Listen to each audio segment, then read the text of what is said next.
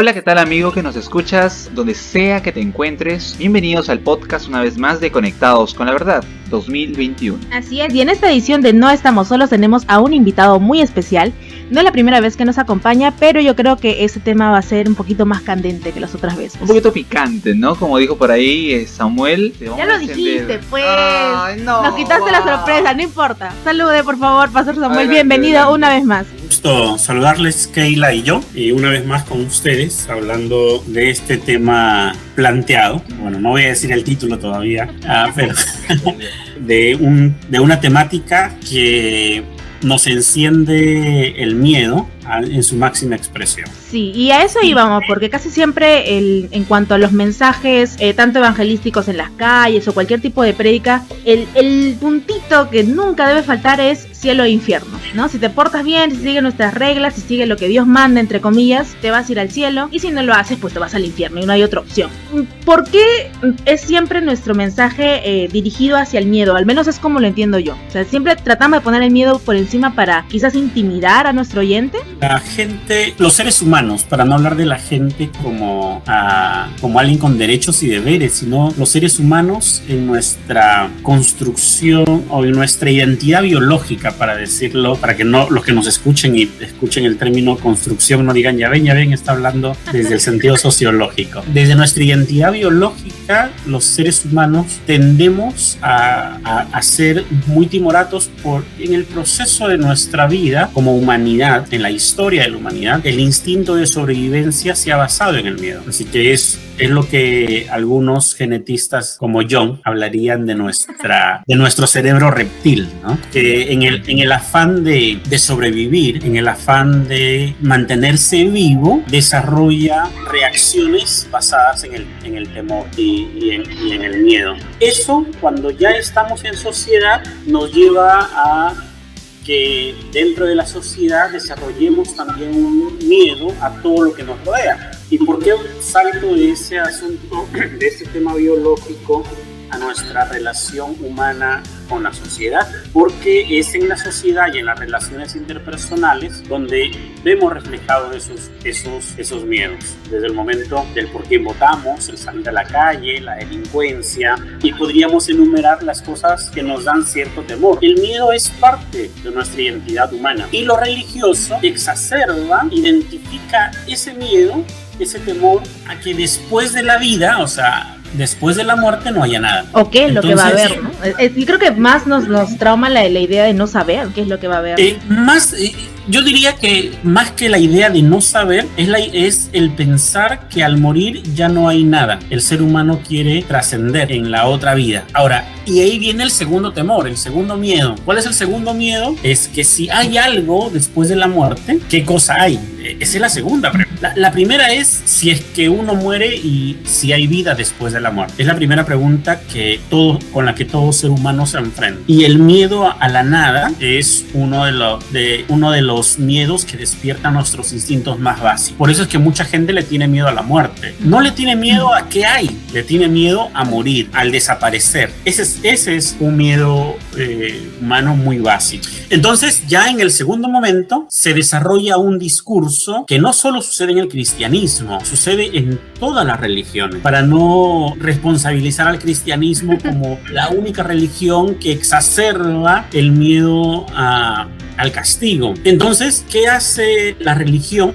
La religión, emparentada con el Estado, emparentada con el gobierno, desarrolla un discurso basado en una ética de la retribución, en una moral de la retribución, que sirve como control social. Y ese control social implica que si John se porta mal, se va al infierno. Y ahí se da una serie de normas. Si John se porta mal, se va a ir al infierno. Para el cristianismo es infierno. Para otras religiones es el vacío o la nada o la destrucción del ser malo, del ser humano que es malo. O es destrucción, o es el infierno, o es el vacío, o es el invierno gélido, como en algunas religiones nórdicas. El infierno para el cristianismo es lugar donde arde, pero en otras religiones como las nórdicas el infierno no arde, el infierno es el hielo en su máxima expresión. Entonces siempre tenemos una recompensa por buena conducta y un castigo por mala conducta. ¿Qué hace lo religioso? Identifica ese miedo, identifica esa teología de la retribución que funciona en muchas personas. El 99% de las personas se mueven en función a una forma de control social. No funciona de otra manera. Las religiones más exitosas en las sociedades son las religiones que tienen una teología de la retribución o una moral de la retribución. La ley de Talión, que no es necesariamente la ley mosaica. Hablar de la ley de Talión es hablar de la ley del mundo de Medio de toda una era, ¿no? Claro, a eso se suma la ley de Moisés, la ley mosaica en el Tahuantinsuyo. También tienen sanciones. ¿Qué pasaba cuando te portabas mal? ¿Qué hacían los dioses? Castigaban y te mandaban castigos que tenían que ver con eliminar tu nombre del libro de la vida. Ah, mira. No necesariamente es un infierno, pero el erradicar tu nombre del muro o del libro de la tribu, de la familia, del clan, implica mandarte al destierro. Y es el destierro, el vivir alejado de la sociedad, el castigo. Ahora, tal como conocemos el cielo y el infierno, es un aprendizaje que el cristianismo hizo, un sincretismo que el cristianismo hace de las cosmovisiones helénicas, helenistas, griegas, no tanto judías. Y ese es el punto, pastor. Muchas personas creen que la idea o el concepto de cielo e infierno se ha permanecido igual a través de toda la historia. Hay que identificar que hablar del infierno, como se entiende el dogma del infierno hoy, es una construcción de la Edad Media. En el texto bíblico, la traducción literal no sería infierno, sino se debería hablar del Gehenna.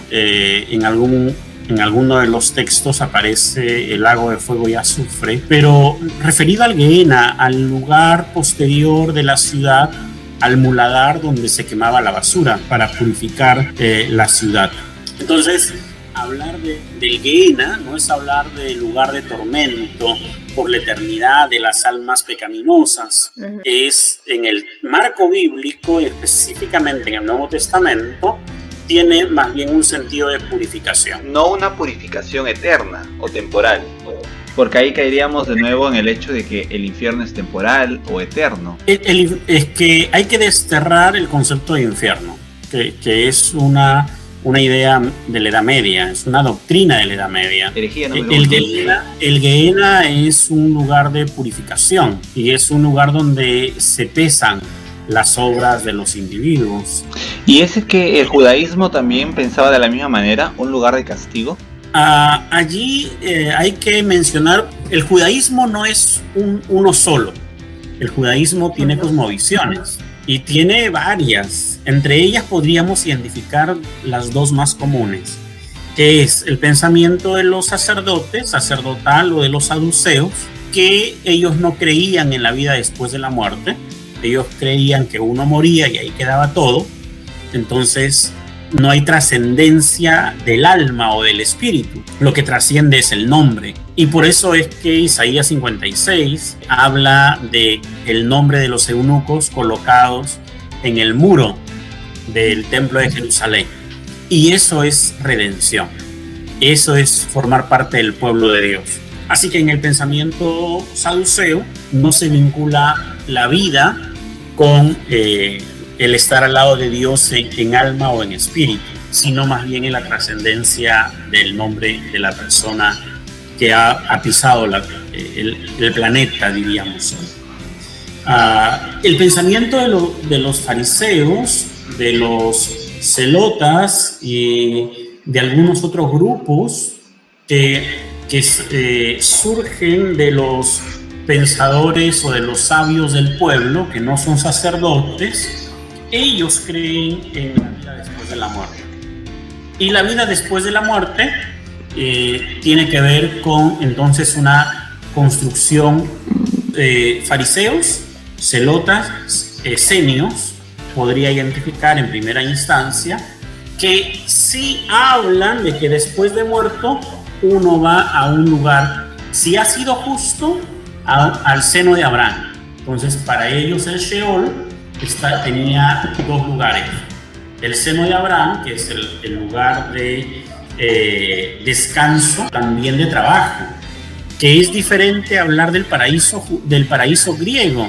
El paraíso griego es un lugar donde tú no haces nada y te estiras, y mientras menos cosas haces, más feliz y más placer tienes. Entonces, y así nos han predicado, ¿no? Es que así nos han predicado, pastor. Nos han dicho que en el cielo vamos a cantar por los siglos de los siglos. Y ya, nada más. En la eternidad vas a estar cantando y cantando. Yo no me imagino, con la voz que tengo, estar cantando por la eternidad. El paraíso o el seno de Abraham, en el concepto judío, es un lugar donde la vida continúa a esta, y uno está cerca de Dios y desarrolla una labor encargada por Dios de acuerdo a cómo fue su vida aquí. Así que no es una vida para ociosos, sino es una vida de continuidad. Y el lugar de tormento no es el lugar donde hay fuego. Algunos dicen sí, pero la parábola del rico y Lázaro, el rico fue al lugar de tormento. La pregunta es que en la misma parábola no dice cuál era su tormento. Solo decía que tenía sed. Dice que tiene sed, pero si uno lee con paciencia y buen humor el texto, se puede dar cuenta que el tormento de él son sus propios remordimientos. No el fuego, no otras cosas. Dice que tiene sed y está atormentado. No dice que lo atormentan, dice que está atormentado. La conciencia. En el buen sentido. Entonces, por allí tenemos otros elementos, no para ver si existe el cielo y el infierno, esa no es la idea, sino para entender la cosmovisión judía. Pero el tema es que nosotros siempre nos encontramos con el texto, bueno, ya traducido obviamente a nuestro idioma y después de varios procesos, que dice infierno, y ya inferimos que es el infierno que creemos ahora, en este momento, en este contexto. ¿Cómo pasa del término, por ejemplo, Gehenna, a infierno? ¿Con qué intenciones se hizo? ¿Netamente fue para asustar, para manejar cierta población? ¿Cómo sale el término? Sale a partir de una teología del miedo, una teología del terror, donde las personas quieren escuchar o sentirse seguras. ¿Y cómo te sientes segura? Que alguien te asegure, que una institución te asegure que con cierto tipo de conducta tú vas a ir con Dios y no vas a caer en el castigo eterno. Entonces se construye una teología del terror en la Edad Media, de un espacio donde los gobiernos, los reinos, incluyendo Roma con Constantino y posterior a Constantino, tienen como intención controlar a las personas. ¿Cómo las controlas? Miedo. En esa época no hay televisión, en esa época no hay Facebook, ni WhatsApp, ni celulares. Así que en esa época lo que tenías son los balconazos y los grandes discursos. Hay que persuadir a la gente con el discurso de que deben portarse de tal o cual manera. Y el miedo es una buena herramienta para el poder político y para el poder religioso. Esa fue la manera como la gente se llenó, la iglesia y el Estado, los gobiernos se llenaron de dinero. Entonces es a partir de ahí que se hace la traducción con todo lo que conlleva la palabra infierno, con toda a partir de ahí se construye la doctrina del infierno y la doctrina del paraíso, del cielo.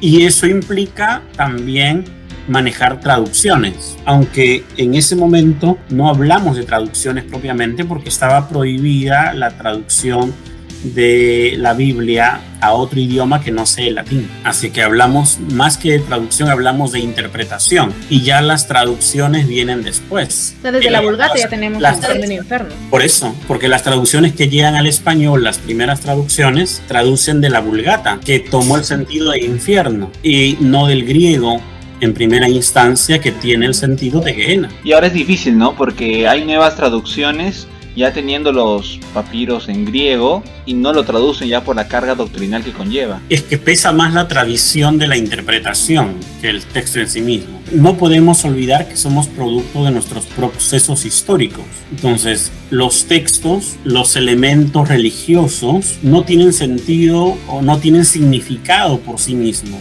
sino tienen el significado que yo les doy. Y yo les doy un significado de acuerdo a lo que yo he aprendido, a lo que yo he desarrollado. Entonces, ¿qué pasa si a alguien le dices que infierno en el griego es Gehenna y Gehenna no es el lugar donde van a ir a quemarse por la eternidad? Entonces te va a condenar porque va a asumir que estás cometiendo herejía. Herejía en el sentido negativo, porque el término herejía tiene un sentido positivo de contexto histórico, porque el hereje es el pensador libre, es el pensador que no se deja mediatizar por la historia de la interpretación, sino que asume una interpretación de manera autónoma, para decirlo de algún modo. Pero sí, en realidad es eso, porque al menos a mí siempre me han dicho, no, pero tú crees en el cielo y en el infierno, y desde el momento en que lo cuestiono, que no digo sí creo, ya te ven mal. O sea, ya estás mal como cristiana, ya tu discurso pierde fuerza, ya incluso tus ideas, tu cuestionamiento ya lo ven del lado negativo. No eres cristiana. Ya no eres cristiana. O sea, automáticamente, pum, te segregan. Y desde luego, que si no crees en la forma como ellos creen, no eres una cristiana evangélica al modelo de ellos. Eso es definitivo, pero tal vez yo entraría siempre con una pregunta o con una contrapregunta. Cuando me preguntan, y me han hecho muchas veces, si yo creo en el cielo y el infierno, yo prefiero preguntarles qué creen ellos, para ver si estamos de acuerdo. Porque a veces nuestro pecado, a veces por pensar distinto, es que exponemos lo que pensamos primero y le damos la oportunidad de que nos bombardeen. Hagamos al revés. Dejemos que la gente diga lo que piensa y a partir de ahí comencemos el diálogo. Pero ¿cuál es el problema? Es que la gente tiene dicotomías. Si no crees en yo creo, entonces estás equivocado. Si no aceptas lo que yo acepto, entonces eres un hereje.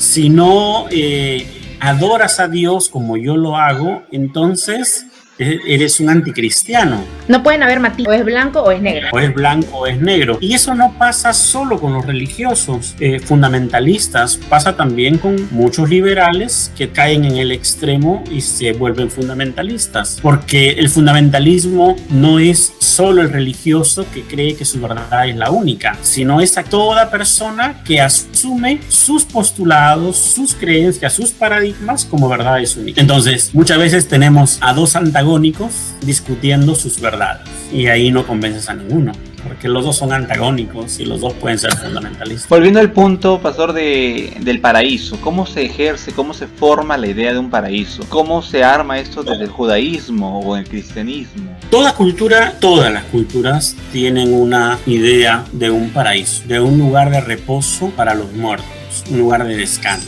Por eso que cuando alguien muere, y hoy en tiempos de pandemia es muy común ver fallecer personas y decirles descansa en paz, porque uno entiende que la muerte, el más allá, tiene que ver con un descanso eterno. Entonces, y eso es propio de todas las culturas, no es propio del cristianismo. Pero en medio de que es propio de todas las culturas y de todas las religiones, el cristianismo ha hecho su propio sincretismo de paraíso. Y es un poquito de judaísmo y otro poquito de helenismo y otros poquitos de muchas otras influencias culturales y religiosas. Entonces, pero algo marcado en el cristianismo es pensar que el paraíso es el lugar donde no vamos a hacer nada, solo vamos a cantar y adorar a Dios, como si Dios nos hubiera creado para que le cantemos y le adoremos eternamente. Y yo digo siempre, y me responsabilizo de esto que voy a decir, si Dios nos ha creado para cantarle eternamente y adorarle eternamente, quiere decir que Dios no es perfecto, que Dios no es humilde, que Dios no es un Dios de amor, sino que es un Dios manipulador, egoísta, egocéntrico, porque crea cosas, crea seres para su veneración, para su adoración. Y eso solo lo hace el corazón humano, que es egoísta. Dios no puede ser así. Y responsabilizo de eso porque Eso es como meter una bomba en medio. No se preocupe, pronto lo van a bombar más. Lo van a bombardear. Lo vamos a bombardear más. ¿Qué pensaba Jesús acerca del cielo, del infierno? Porque en los textos evangélicos que tenemos se ven versiones de la Biblia, traducciones en que habla de, en la boca de Jesús ponen la palabra infierno, y hay versiones, traducciones que ya no está la palabra infierno como tal. Que son añadidos muchos de los textos donde aparece el concepto del Gehenna. Del infierno no, sino del Gehenna, han sido añadidos posteriores. Recordemos que los evangelios, a excepción de Marcos, que se escribe antes del 70, los demás evangelios se escriben después del 80 y tienen redacciones finales, varios de ellos después del 100. Entonces han ido sufriendo estas tradiciones orales. Y Jesús no es alguien que cree en el infierno como nosotros lo creemos. Jesús fue un judío de su época con una labor de profeta que trae el reino de Dios, ese es su mensaje central, y que tiene como el centro el buen vivir, el vivir el reino de Dios en el aquí y el ahora. Esa es la tarea. Así que mirar a un Jesús condenando a la gente al infierno, ese es un Jesús que no nos representa, que no me representa. Jesús no creía como judío en un paraíso como nosotros.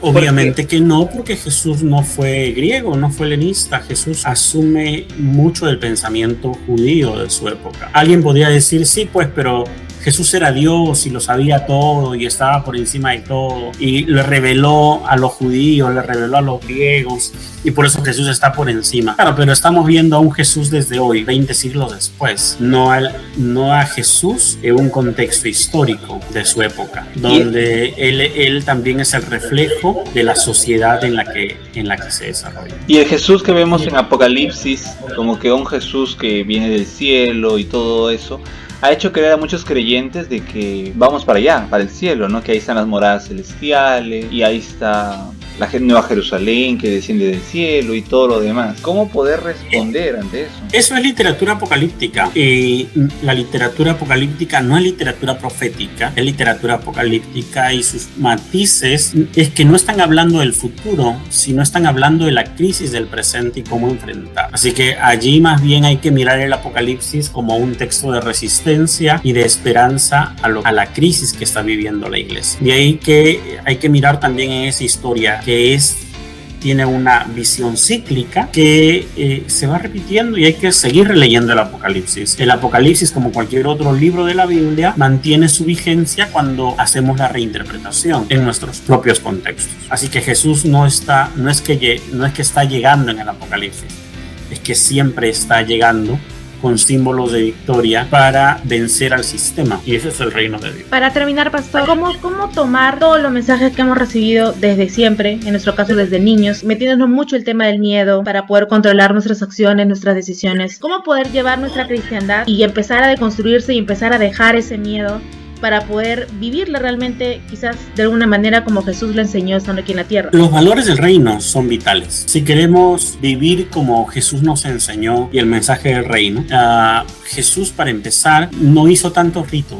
Los ritos era un segundo plan, un segundo momento. Jesús se dedicó más a enseñar a la gente a vivir con dignidad y con responsabilidad social, comunitaria. Y el reino de Dios se manifiesta allí en los valores: justicia, libertad, verdad, amor. Así que más que estar pensando si te vas a ir al infierno, te vas a ir al cielo, comienza a pensar en cómo vivir esos valores. Y el futuro, sea que haya vida después de la muerte, sea que haya cielo o infierno, o que no haya nada de eso, porque nadie podría decir con certeza qué hay. En definitiva, cualquier cosa que se diga con certeza terminaría siendo dogma. Así que la invitación, desde mi punto de vista, es que aprendamos a vivir el reino de Dios aquí. Y el futuro va a ser consecuencia del presente. Así que en vez de comienza a pensar qué estás haciendo en el aquí y el ahora. Bueno, muchísimas gracias, profesor Samuel. Ha dado mucho para pensar, ¿no? Y no es un tema tan fácil, quizás no es para muchos, de construirse, repensar. A nosotros mismos nos costó en un inicio, ¿no? De alguna manera, cuestionarlo, porque ya